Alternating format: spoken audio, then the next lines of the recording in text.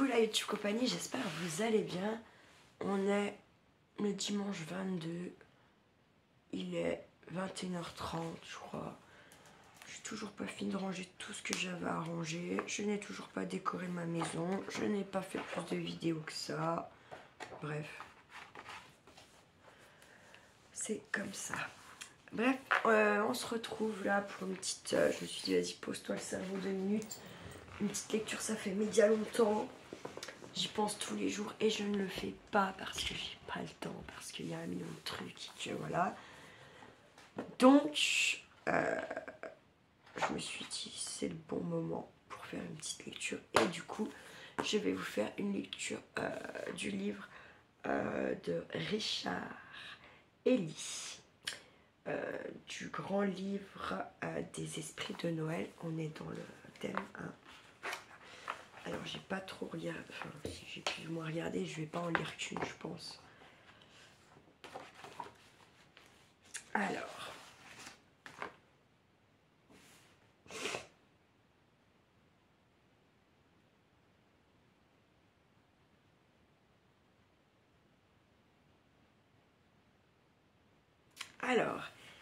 Exordium. Je vous montrerai après à chaque fois les images. Les mythes, les loups-garous, les fées, les dragons, les nymphes des ruisseaux, les rituels, les croyances ne meurent pas, mais voyagent avec nous au cœur du temps. Pierre Dubois.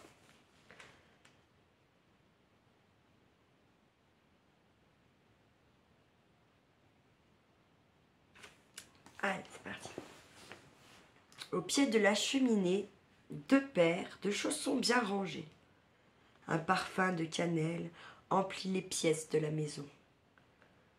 Entre mes mains, une tasse de chocolat chaud m'enivre de sa douceur sucrée.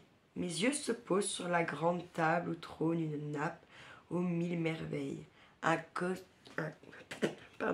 cortège de photophores dorés. La vaisselle de fête, les couverts astiqués. Des verres colorés. Dans le coin de la pièce, un spectacle tout aussi grandiose m'arrête.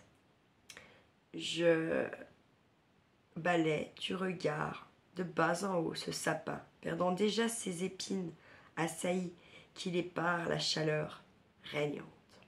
Ses branches se plient légèrement sous le poids des guirlandes, des boules de verre et des angelots argentés.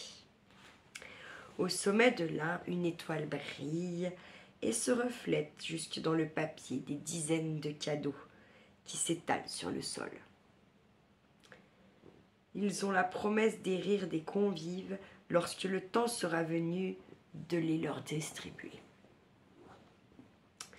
D'autres surprises suivront, apportées par ce cher Père Noël, une fois tout le monde couché. Mais il ne sera pas le seul à visiter nos pièces cette nuit-là. Des fées viendront sans doute, des fantômes aussi. Tous partageront les restes des mets oubliés sur la table qu'il ne faut jamais débarrasser avant le lendemain. Les esprits feront le tour de chaque objet, repéreront à coup sûr les petites attentions laissées à leur égard, une place de plus que le nombre d'invités, un bol de lait chaud dans le jardin, quelques noix, noisettes, raisins secs, les tricots bien rangés, le pot de tabac au vert, les braises couvertes, mais toujours brûlantes, et ce tabouret prosé près de l'âtre. Le chocolat fume encore et sa vapeur dessine sur la vitre une légère buée. Mes yeux s'accrochent. À présent au dehors, le soleil faiblit, teintant la neige d'un rose tendre. Je fais semblant de ne pas remarquer les traces de pas de doigts sur la poudreuse. Souris lorsqu'une première étoile scintille dans le ciel, impatiente elle aussi de fêter Noël.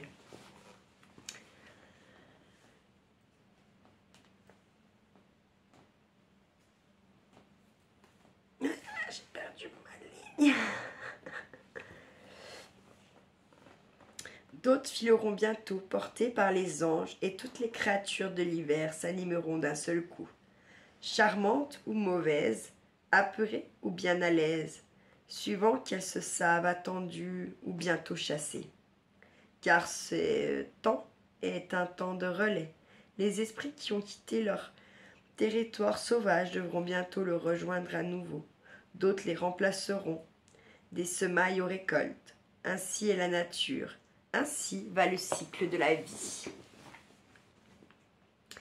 C'est tout le sujet de ce livre que de le voir danser, ces esprits de l'hiver, de remonter le temps pour découvrir lesquels se sont affublés de costumes, qui d'autres se cachent sous un masque emprunté et qui enfin a su se faufiler dans nos traditions sans s'y être invités. Des êtres magiques dont les traits ont été magnifiquement dessinés par Frédéric Devos, grande amie des gnomes, lutins et farfadets venant la saluer dès les premières gelées, trouvant à son atelier un refuge enchanté aux guirlandes de lierre, aux murs affublés de visages de pierre, s'animant aux heures bleues.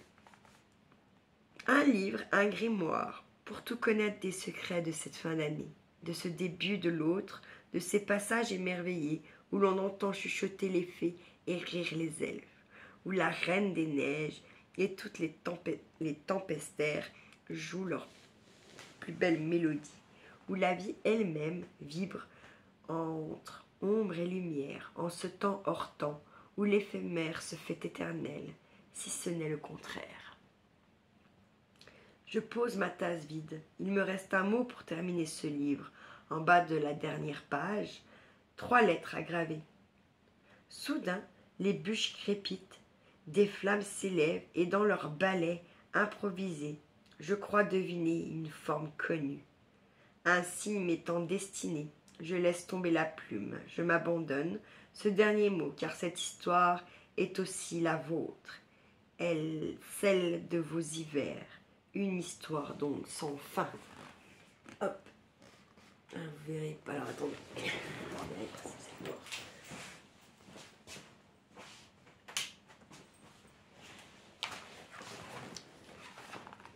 Non, vous verrez pas, putain, chier, c'est dommage.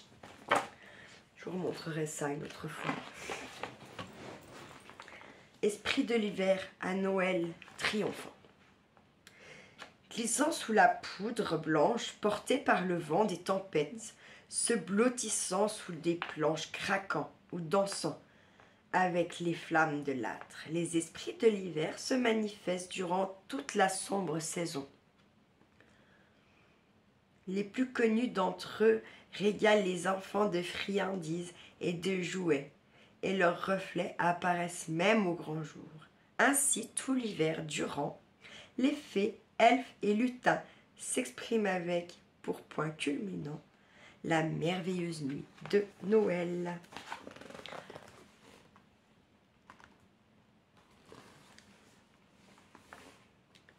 Deux grandes saisons, hiver, printemps, été, automne. La musique de Vivaldi nous aurait-elle fait oublier que longtemps l'année ne fut divisée qu'en 2 grandes saisons?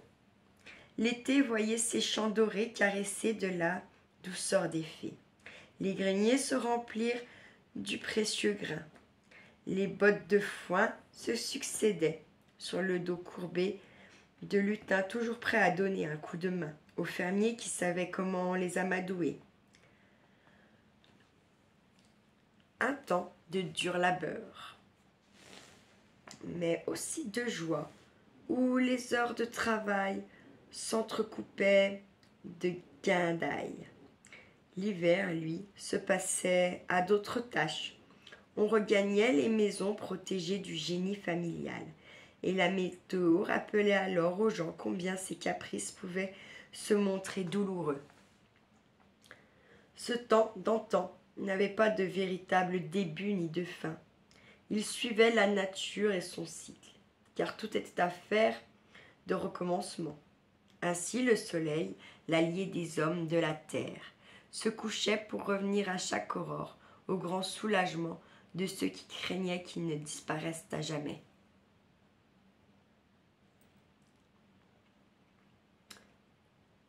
La plante ayant donné ses fruits, s'enfouissait dans le sol ou desséchait au froid, venu pour resplendir à nouveau sous la chaleur naissante.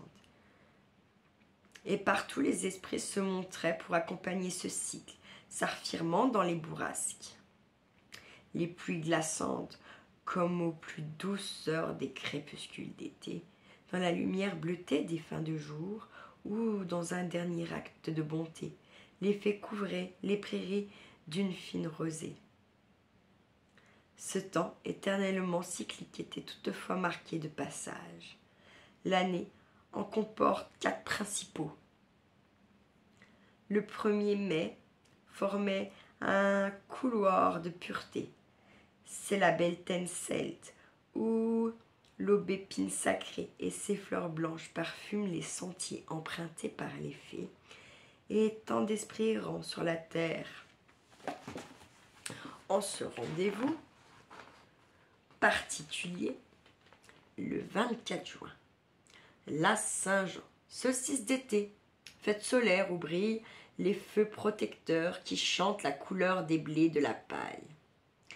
Cette couleur qu'on retrouvera dans les champs quelques semaines plus tard, le 1er novembre, et ses sombres cortèges de défunts, la Séwin Celt, qui voit à nouveau s'ouvrir les portes de Faerie pour la venue d'esprits annonçant le passage dans la saison sombre. Donc, Faerie, c'est les fées, c'est le monde des fées, d'accord ?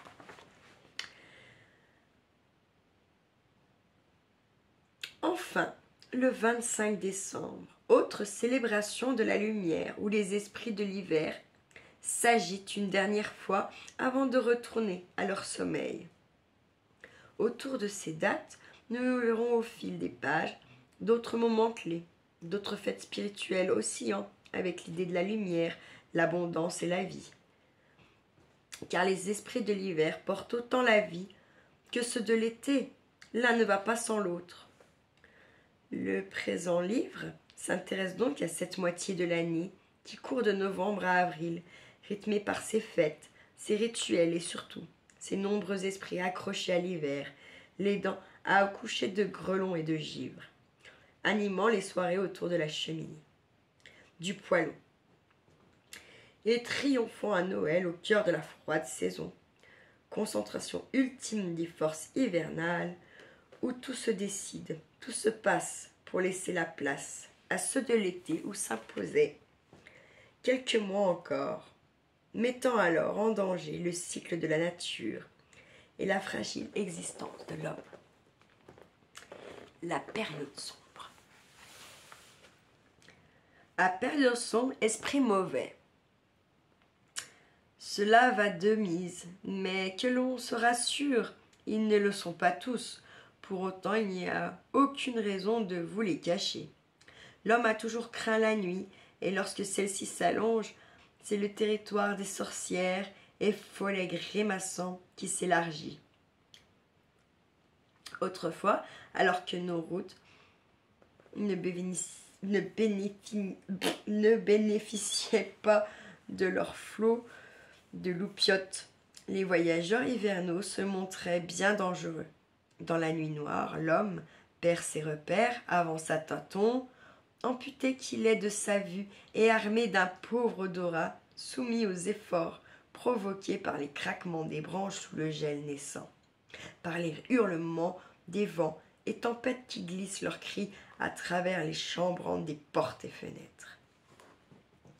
Cette sombre période ne fait-elle pas son entrée par des cortèges funèbres, par une fête des morts, cette Séwin qui ouvre les portes des enfers et égorge le chemin de défilés macabres. Un début de saison noire,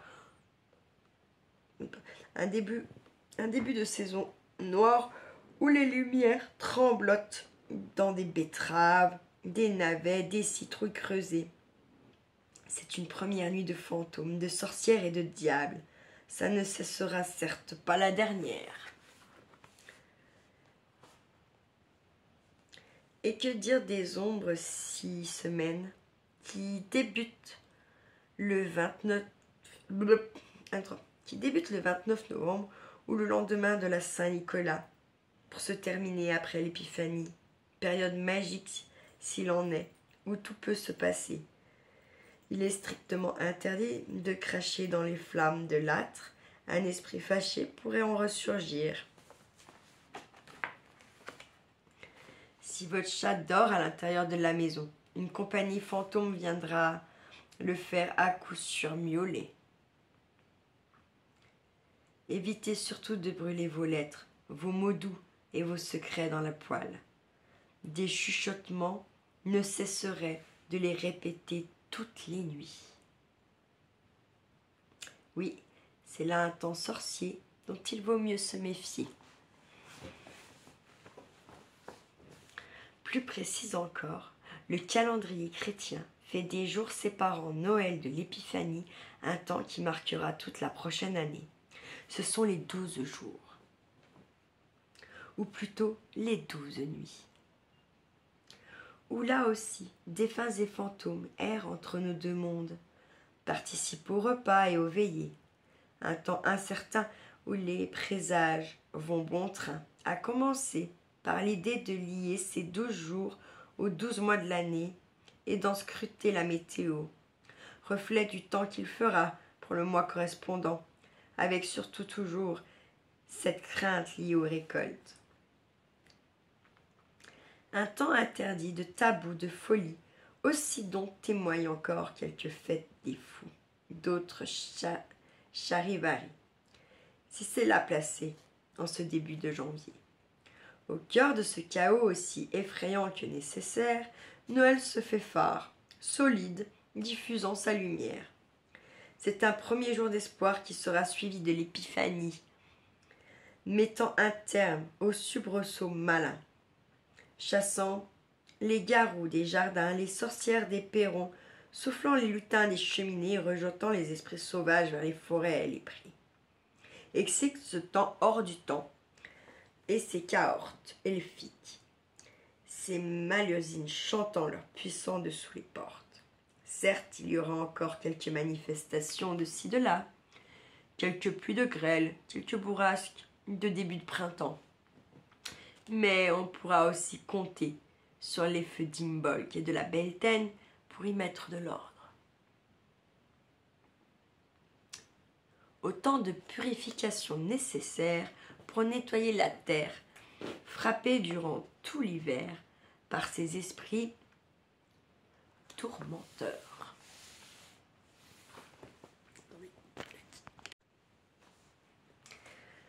Folklore chrétien. Au fil des siècles, depuis que le monde occidental s'est converti au christianisme,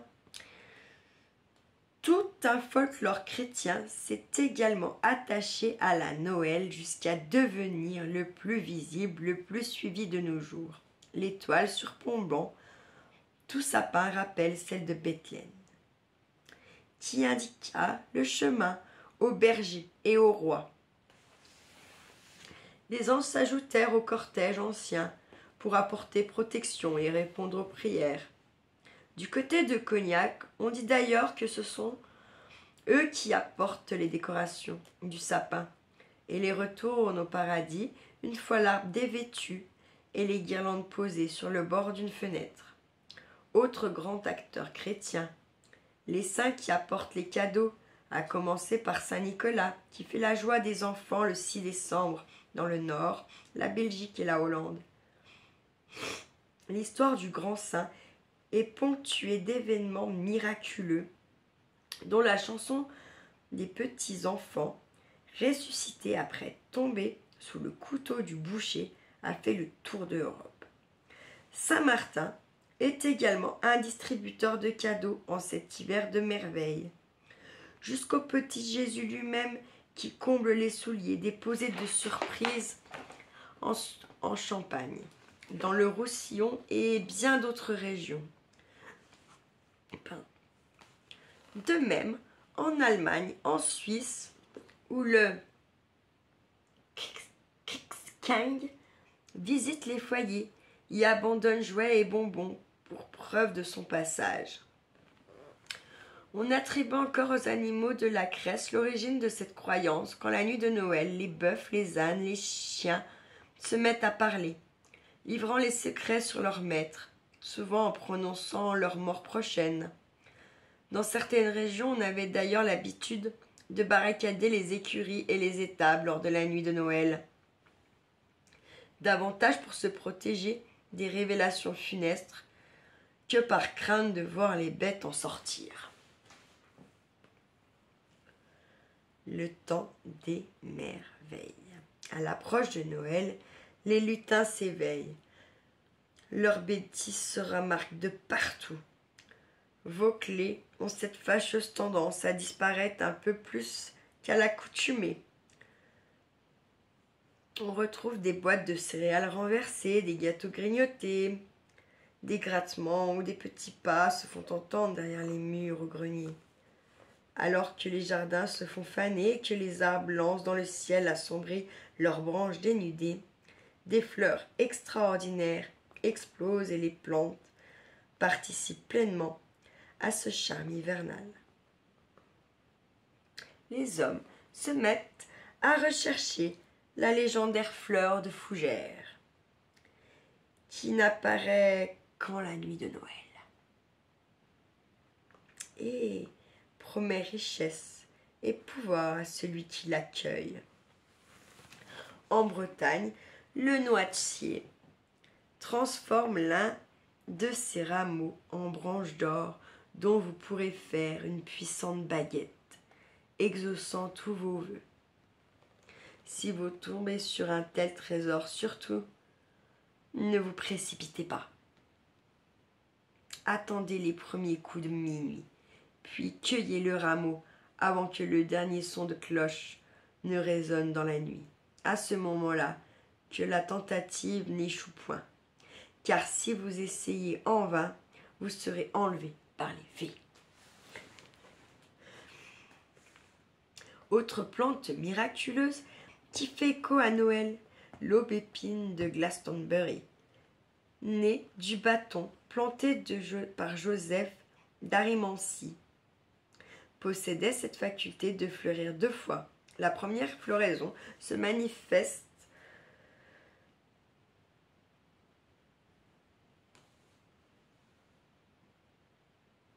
au printemps, comme toutes les aubépines, la seconde au milieu de l'hiver.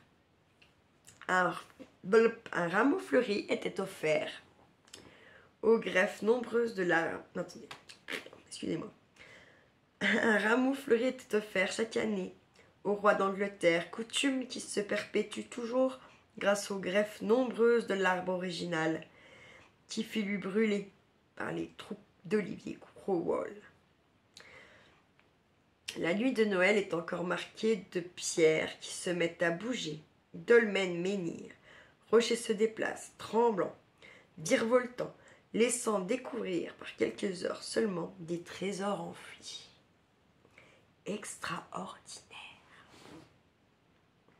Mais là aussi, il faut posséder une main bien habile, car la moindre erreur ou le surplus d'avidité vous fera tomber dans le piège de la roche refermée.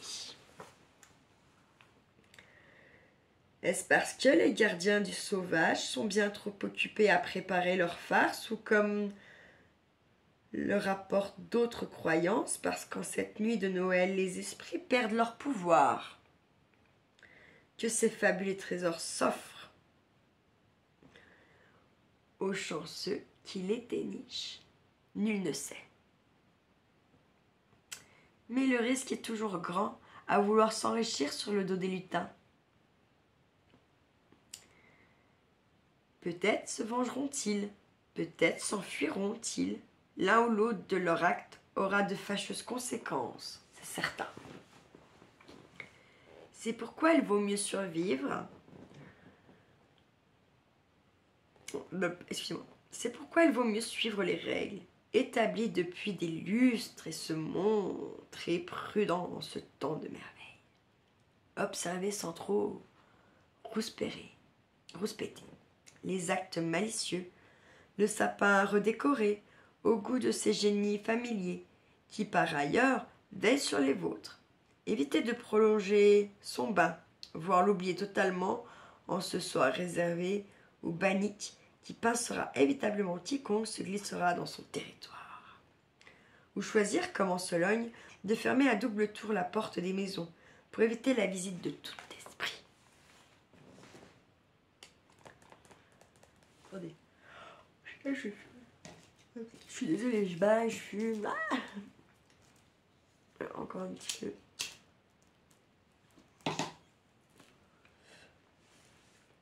Fée visiteuse. Les bonnes dames récompensent les enfants suisses à la Noël. Vous voyez, ils disent à la Noël. Bon, c'est un Belge qui écrit. Hein. Bah, moi, je dis à la Noël. Je suis bien contente. Voilà. Les dames blanches entrent dans les maisons landaises le soir, précédant le premier jour de l'an, pour y prendre un repas fait de pain et de vin. Il en va de même dans de nombreux pays, comme pour ces fées fileuses venues constater le respect de l'arrêt du travail, l'ouvrage bien terminé, les outils bien rangés.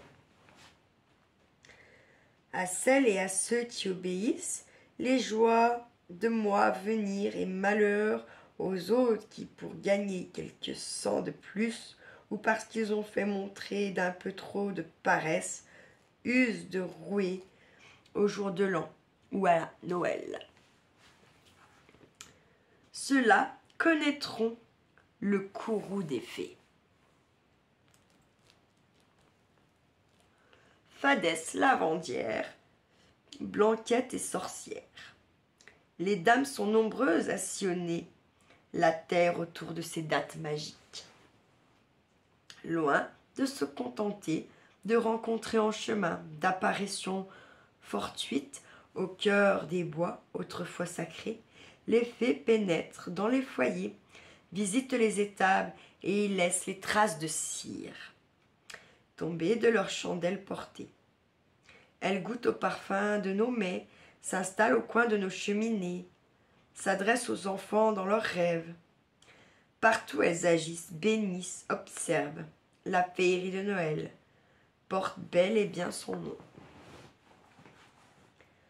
Elfe chantant.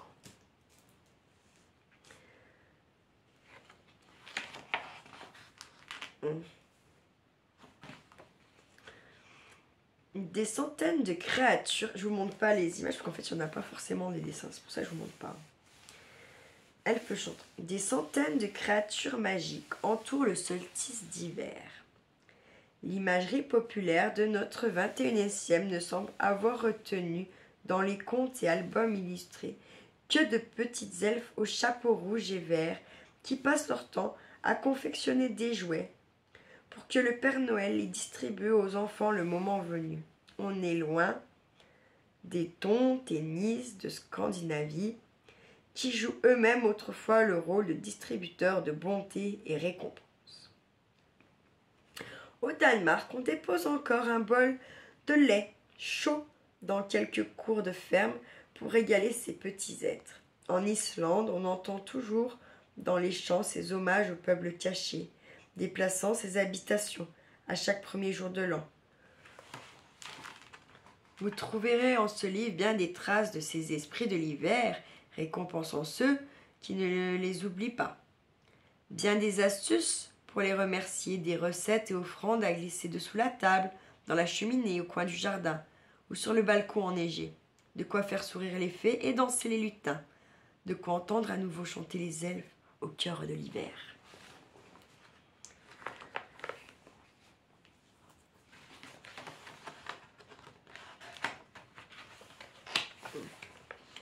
À mes défunts, cette période hivernale est aussi le temps du souvenir.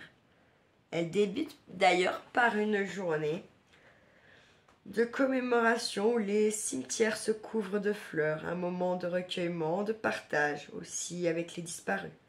Chaque table de fête comptera une place de plus, des couverts dressés pour les ancêtres, les parents enlevés à la vie l'année précédente, ou l'âme voyageuse qui se posera un moment pour aspirer un peu du bonheur et se faire réchauffer au rire des convives.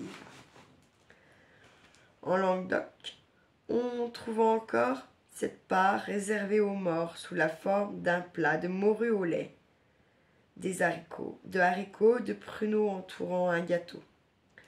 C'est un temps où les dames blanches circulent sur les remparts des châteaux en ruine, où le peuple de l'Anaon breton défile sur les routes en de longues et lugubres processions.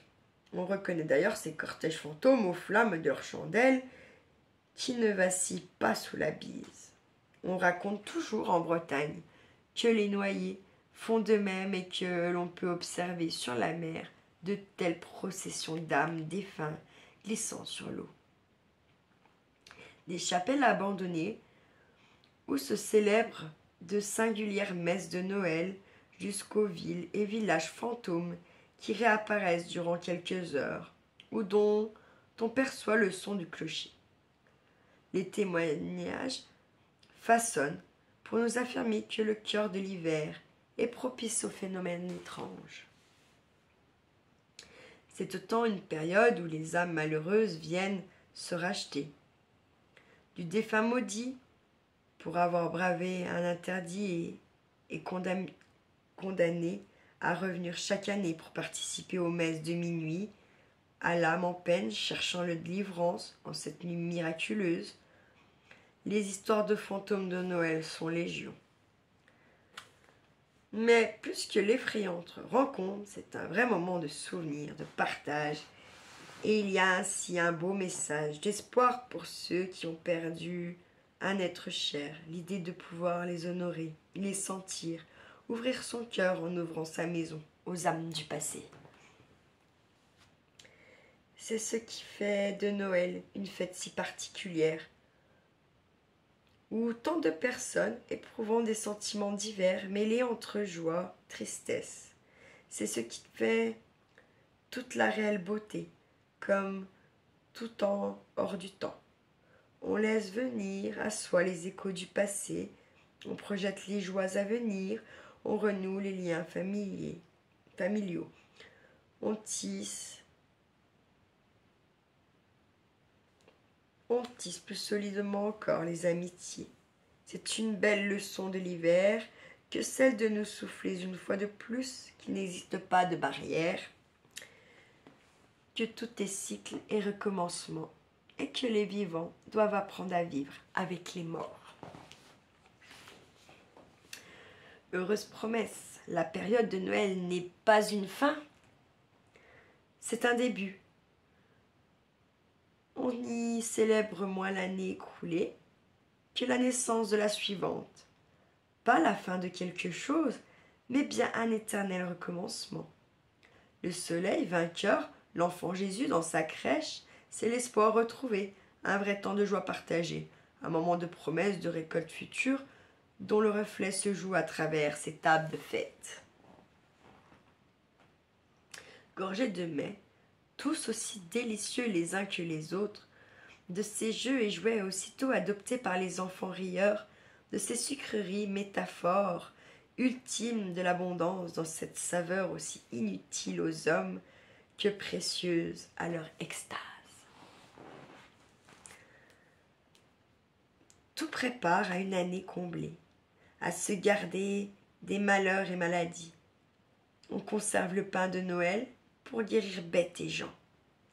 Les grains de blé, placés le 4 décembre à la Saint-Barbe, dans des coupes posées sur la cheminée, germeront à Noël. Puis ils seront florissants, plus les récoltes futures seront bonnes. On descend dans le Somerset et ailleurs dans les vergers pour prier les esprits des fruitiers, arrosant le pied d'un vénérable pommier du cidre de l'année. Il en va de même des quêtes.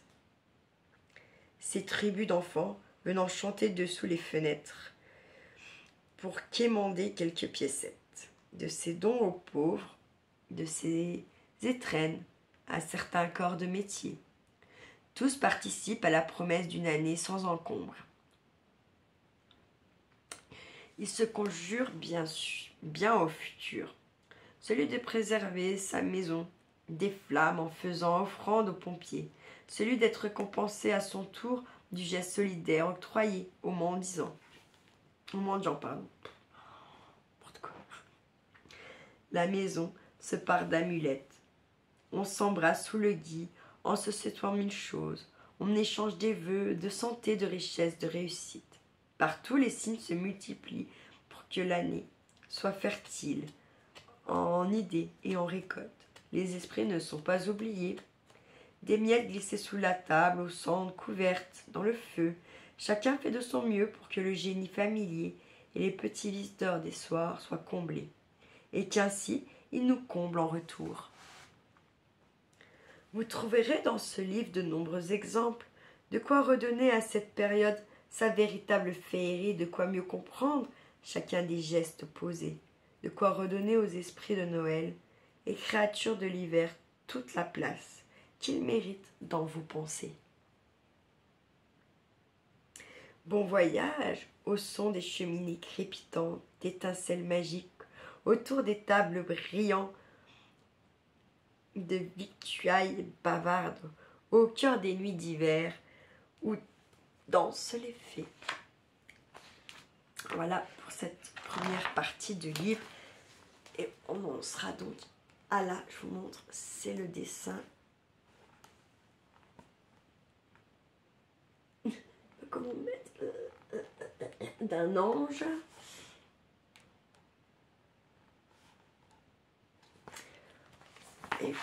Et on a lu en fait tout. Je vous ai lu là déjà en fait tout ça. Ça on n'en dirait pas, mais si quand même. Tout ça déjà. J'ai pas trop non plus envie de vous saouler, donc j'essaierai de vous en relire une partie. Ou plus tard, que je vous mettrai plus tard. Ou demain, je sais pas, mon Charlie, en fait, ça lui fait flipper ces histoires. Il n'y a pas de... Je comprends pas trop pourquoi, mais bon. Il a le droit de flipper. Mais ça me fait flipper, voilà. C'est peut-être le ton que je prends, je sais pas. Bref. Et là, en fait, il nous présente. Donc, en fait, après, je peux un peu lire comme je veux. Bref, voilà. J'espère que ça vous aura plu. Et puis, ben, la suite, je vais essayer de la faire rapidement parce qu'après, il n'y a plus trop d'intérêt de lire ça après Noël ou même après Nouvel An. Quand même, malgré tout. Hein. Donc, voilou. Il y a des petits trucs sympas à lire quand même. Hein. Je vais peut-être faire une petite sélection, je vais voir. Bref, prenez soin de vous, prenez soin de ceux que vous aimez. Passez une belle soirée, une bonne nuit et ne faites pas trop les fous. Ciao, ciao!